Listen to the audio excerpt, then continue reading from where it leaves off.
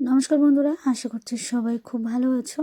তো আজকের তো প্রায় 4 দিন ছেলেটার খুব শরীর খারাপ ছিল, ভীষণ জ্বর ছিল, স্কুলে যেতে পারেনি। 4 দিন পরে আজকের একটু স্কুলে গিয়েছে, তাই ওর জন্য একটু জ্বর থেকে উঠেছে বলে তাই একটু হালকা পাতলা একটা রান্না করব। আজকের আমি ওর জন্য পাতলা একটা মাছের ঝোল বানাবো। সবে আজকে 4 দিন পরে ও একটু ভাত খাবে, তো সকালে কিছু খেয়ে যায়নি, সেই জন্য তার জন্য আমি সব কিছু প্রিপারেশন করে নিয়েছি। কাঁচকলা আলু দিয়ে জ্যান্ত মাছের পাতলা ঝোল, তো সেই রেসিপিটা আজকে শেয়ার করব। আশা করছি রেসিপিটা কিন্তু তোমাদের সবার খুব ভালো লাগবে। তো চলো আমি রেসিপিটা শুরু করছি। তো সবার প্রথমে দেখো আমি ওভেনটাকে একটু জ্বালিয়ে দেবো। এখানে গ্যাস, তো এখানে দেখো মাছের ঝোলটা বানানোর জন্য এখানে একটু কাঁচা জিরে আমি ভালো করে বেটে নিয়েছি। কাঁচা জিরে আছে, এটা আদা বাটা রয়েছে। আমি এখানে কটা কাঁচা লঙ্কা নিয়েছি, দুটো কাঁচকলা, দু পিস আলু ভালো করে কেটে ধুয়ে রেখে দিয়েছি। তো আমরা কিন্তু সবাই জানি যে কাঁচকলা হলো মাছের ঝোলেতে আদা বাটা দেওয়া যায় না, কিন্তু কাঁচকলাটা আমি একটু 2-3 মিনিট লবণ জলে একটু সেদ্ধ করে নিয়েছি। এতে কিন্তু কাঁচকলার আঠাটা বেরিয়ে যাবে আর ঝোলটা কিন্তু খেতে খুবই চমৎকার হবে। আদা দিলেও কিন্তু ঝোলটা নষ্ট হবে না। এবার দেখো আমি মাছটাকে রেডি করে নিচ্ছি, লবণ হলুদ ভালো করে মাখিয়ে নিচ্ছি। কড়াইটা গরম হয়ে গিয়েছে, এবার আমি কড়াইয়ের মধ্যে তেল দিয়ে দিচ্ছি।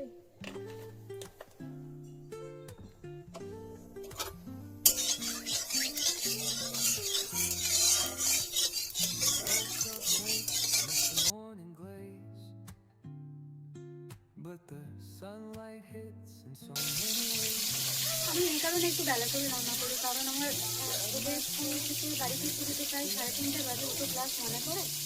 তো বাড়ি ফিরতে যেতে প্রায় 3:30 মতো বাজে, মানে 3টের সময় স্কুল ছুটি হয় আর ও বাড়ি আসে তখন 3:30 মতো বেজে যায়। তো এসে একটু গরম গরম, আরও গরম গরম খাবারটাও খুব পছন্দ করে, সেই জন্য একটু দেরি করে রান্নাটা করি আর কি।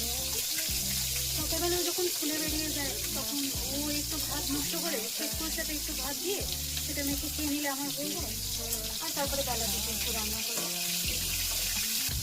তবে আজকে কিন্তু আমি মাছ খাবো না, কারণ আজকে দ্বাদশী, কালাটা বেশি করেছিলাম আর দ্বাদশী, সেই জন্য আজকে আমি মাছটা খাবো না। আমার জন্য একটা নিরামিষ করে রান্না করবো।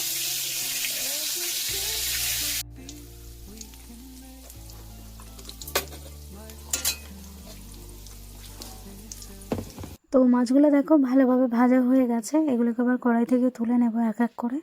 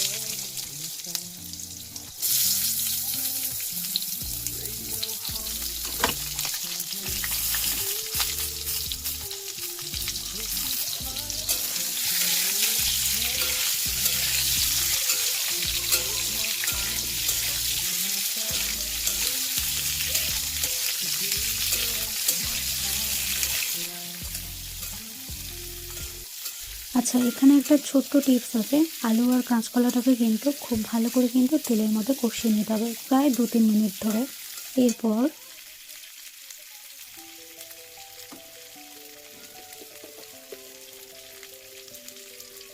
আলু আর কলার মধ্যে একটু লবণ দিয়ে ভালো করে ভেজে নেব।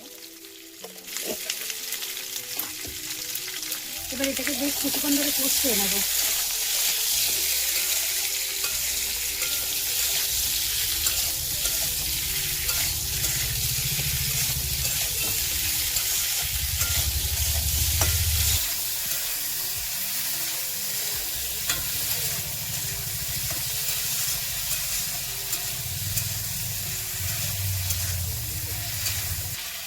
প্রথমে আমি হলুদ গুঁড়োটা দিয়ে দিচ্ছি, বেশ অল্প পরিমাণ হলুদ গুঁড়ো দিয়ে দিচ্ছি, আর এর মধ্যে দিয়ে দেবো একটু জিরে বাটা।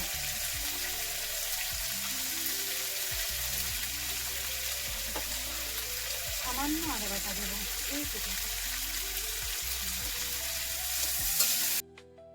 তোমাদের কাছে বরাবরের মতো আমার একটাই রিকোয়েস্ট, প্লিজ তোমরা আমাকে সবাই একটু সাপোর্ট করো, যাতে আমার এই চ্যানেলটা একটু তাড়াতাড়ি একটু গ্রো করে, মনিটাইজটা যাতে হয়ে যায় তাড়াতাড়ি। তো এটাই আমার একমাত্র চাওয়া তোমাদের কাছে আর কি। শুধু হলো যে আদার সাথে কাঁচকলা দেয় না, মানে ঝোলটা কেটে যায়, কিন্তু এইভাবে দিলে ঝোল কিন্তু কাটার ভয় থাকবে না।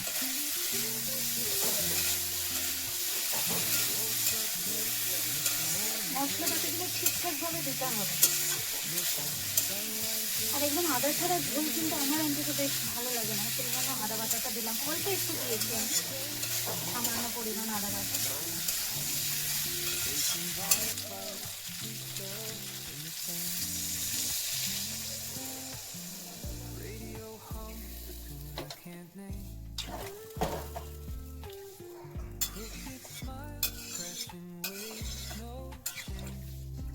দিয়ে দিই।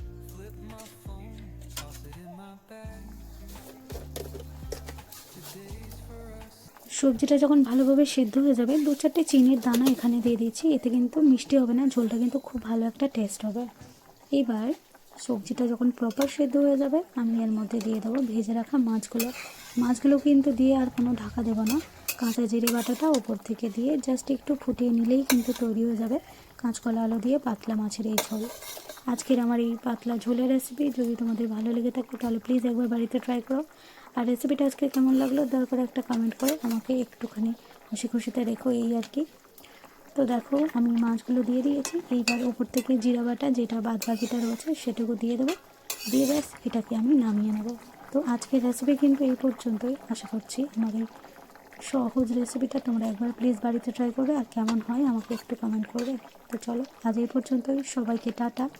আবার আসবো নেক্সট টাইম আরও একটা এরকম সুন্দর রেসিপি নিয়ে তোমাদের সাথে শেয়ার করার জন্য। সবাই খুব ভালো থাকবে আর দয়া করে আমাকে একটু সাপোর্ট করবে।